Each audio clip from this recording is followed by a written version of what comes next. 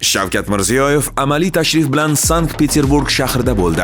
Pulkovo xalqaro aeroportida oliy martabali mehmonni gubernator Aleksandr Beglov va boshqa rasmiy shaxslar kutib olishdi. Keyin prezident Sankt-Peterburg shahrida Oliy Yevrosiyo iqtisodiy kengashining navbatdagi yig'ilishida kuzatuvchi davlat rahbari maqomida ishtirok etdi. Belarus Respublikasi prezidenti Aleksandr Lukashenko raisligida o'tgan uchrashuvda Armaniston Respublikasi bosh vaziri, Qozog'iston Respublikasi prezidenti, Qirg'iz Respublikasi prezidenti va Rossiya Federatsiyasi prezidenti ishtirok etdi. Kuzatuvchi davlat rahbarlari, Kuba Respublikasi prezidenti hamda Eron Islom Respublikasi prezidenti ishtirokchilarga video murojaat yo'llagan bo'lsa, taklif qilingan davlat vakili sifatida tadbirda Indoneziya Respublikasi savdo vaziri ham qatnashdi. O'zbekiston prezidenti nutqining avvalida Yevrosiyo iqtisodiy ittifoqi mamlakatlari bilan o'zaro manfaatli hamkorlikni yanada kengaytirish mamlakatimiz tashqi iqtisodiy siyosatining ustuvor yo'nalishlaridan biri ekanligini ta'kidladi. Savdo, sanoat, moliya tizimi, qishloq xo'jaligi, transport va boshqa sohalarda 40 ga yaqin chora-tadbirlarni o'z ichiga olgan Yevrosiyo iqtisodiy komissiyasi bilan 2026-yilgacha hamkorlik rejasi tizimli ravishda amalga oshirilmoqda. Kelgusi yilda qo'shma ishchi guruhning 5-yig'ilishini Toshkentda o'tkazish rejalashtirilgan. Ishonchimiz komil, chegaralararo ma'lumotlar almashinuvi bojxona nazorati samaradorligini oshirishga, kechikishlarni kamaytirishga va transport tizimlarimizni Yevrosiyo yo'laklariga integratsiya qilishga xizmat qiladi, deya ta'kidladi davlatimiz rahbari.